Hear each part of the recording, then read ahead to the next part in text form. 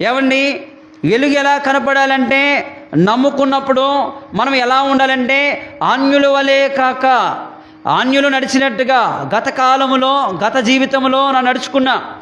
అది ఎలాంటిదంటే యేసు క్రీస్తు అని ఎరగనప్పుడు పరిస్థితి. ఎరిగిన తర్వాత మనము జాగ్రత్త లేకపోతే అన్నీ కూడా పరిశీలిస్తారు, అన్నీ కూడా చూస్తారు. అందుకే ఇక్కడ రాయబడ్డ మాట ఏమిటంటే దేవుని యందు విశ్వాసం ఉంచిన వారు సత్క్రియలను శ్రద్ధగా చేయుట యందు మనసుంచునట్లు.